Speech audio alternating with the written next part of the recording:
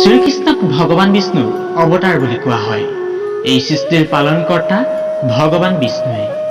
আপোনাৰ বাৰু কেতিয়াবা এই প্ৰশ্ন মনলৈ আহেনে, এই সৃষ্টিকৰ্তা ভগৱান শ্ৰীকৃষ্ণৰ মৃত্যু কেনেকৈ হৈছিল?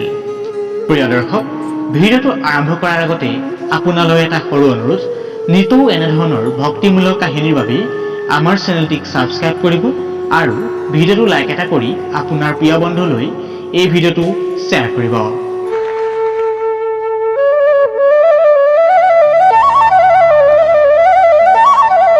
প্ৰিয় দৰ্শকসকল, এই কাহিনী মহাভাৰতৰ সময়, যেতিয়া দুৰ্যোধনৰ সৈতে ৯৯ জন ভাই ককাইক পাণ্ডৱৰ জৰিয়তে বধ কৰিছিল। তেতিয়া দুৰ্যোধনৰ মাক গান্ধাৰীয়ে কুৰুক্ষেত্ৰলৈ আহি পুত্ৰৰ বাবে কান্দি কান্দি বিলাপ কৰিছিল।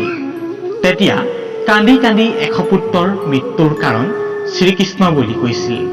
প্ৰিয় দৰ্শক, তেতিয়া গান্ধাৰীয়ে শ্ৰীকৃষ্ণক কৈছিল, শ্ৰীকৃষ্ণ, যদি আপুনি বিচৰা হলে এই অৱস্থা নহলহেঁতেন আৰু কৌৰৱৰ সৰ্বনাশ হোৱাৰ পৰা বাচি গলহেঁতেন। প্ৰিয় দৰ্শক, গান্ধাৰী ক্ৰোধ হৈ অভিশাপ দিছিল যে যিদৰে কৌৰৱৰ সৰ্বনাশ হল, ঠিক সেইদৰেই আজিৰ পৰা ৩৬ বছৰৰ পাছত সম্পূৰ্ণ কুলবংশ সকলো চিৰদিনৰ বাবে ধ্বংস হৈ যাব আৰু দ্বাৰিকা নগৰ নিঃশেষ হৈ যাব। কিছু সময় পাছত গান্ধাৰী শান্ত হল আৰু তেতিয়া এনে অভিশাপ দিয়া বুলি অনুভৱ কৰি ভুল স্বীকাৰ কৰিছিল। মাতৃ গান্ধাৰীয়ে শ্ৰীকৃষ্ণক ক্ষমা খুজিলে, কিন্তু পুনৰ শ্ৰীকৃষ্ণই গান্ধাৰীক বুজনি দি কৈছে, হে মা, এই বিধাতাৰ লিখন, যেনে কৰ্ম তেনে ফল।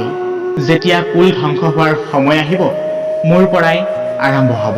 প্ৰিয় দৰ্শক, নহয়নে আচৰিত হ'ব লগা ঘটনা? দৰ্শকসকল, আপোনালোকে আৰু এটা কথা শুনি আচৰিত হ'ব যে ৩৬ বছৰৰ পিছত যদুবংশৰ বহুত শক্তিশালী হৈ উঠিছিল আৰু তাৰ সমানে অহংকাৰী হৈ উঠিছিল। তেতিয়া ভগৱান শ্ৰীকৃষ্ণই গম পাইছিল যে এই বংশৰ বিদায় খবৰ হ'ল। প্ৰিয় দৰ্শক, লাহে লাহে কালক্ৰমত মাতৃ গান্ধাৰীয়ে দিয়া অভিশাপৰ প্ৰভাৱ পৰিবলৈ ধৰিলে। লাহে লাহে যদুবংশ সকলো ইজনে সিজনৰ নিজৰ নিজৰ মাজতে যুদ্ধ লাগিবলৈ ধৰিলে আৰু মৃত্যু হ'বলৈ ধৰিলে। কিন্তু বলুবদ্ধই এইবোৰ দেখি শান্ত নাথাকিল। এদিন বলুবদ্ধই নৈৰ কাষলৈ গৈ নিজৰ দেহ ত্যাগ কৰে আৰু শ্ৰেষ্ঠ নাগ হৈ নদীৰ বুকুত লীন হৈ গ'ল। প্ৰিয় দৰ্শক, যেতিয়া বলোৰামৰ মৃত্যুৰ খবৰ পালে, তেতিয়া শ্ৰীকৃষ্ণই দ্বাৰিকা এৰি বনবাসলৈ গুচি গৈছিল আৰু এজোপা গছৰ তলত জিৰণি লৈ থাকোঁতেই তেতিয়া সেই ঠাইলৈ জাৰা নামৰ এটা চিকাৰী আহিছিল আৰু তেতিয়া ভগৱান শ্ৰীকৃষ্ণক হৰিণ বুলি ভাবি ধনুকাঁড়েৰে সেই ভগৱান শ্ৰীকৃষ্ণক প্ৰহাৰ কৰিছিল। সেই ধনুকাঁড় ভগৱান শ্ৰীকৃষ্ণৰ ভৰিৰ তলুৱাত সোমাই গৈছিল।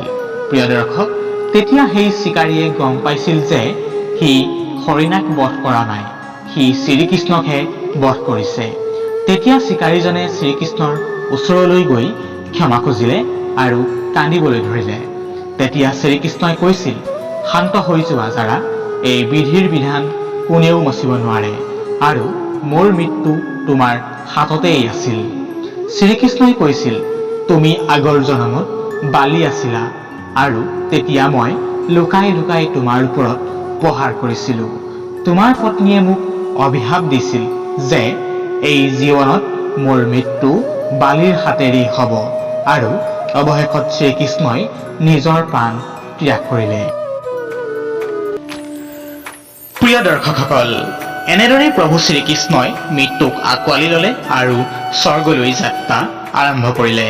প্ৰিয় দৰ্শকসকল, যদিহে ভিডিঅ'টো চাই ভাল পালে ভিডিঅ'টি লাইক কৰিব আৰু কমেণ্ট বক্সত জয় শ্ৰীকৃষ্ণ লিখি আপোনাৰ প্ৰিয় বন্ধুজনলৈ এই ভিডিঅ'টি শ্বেয়াৰ কৰিব। ধন্যবাদ। এনেধৰণৰ ভক্তিমূলক ভিডিঅ' পাই থাকিবলৈ আমাৰ চেনেলটিৰ লগত ছাবস্ক্ৰাইব কৰি ল'ব। জয় শ্ৰীকৃষ্ণ। ধন্যবাদ।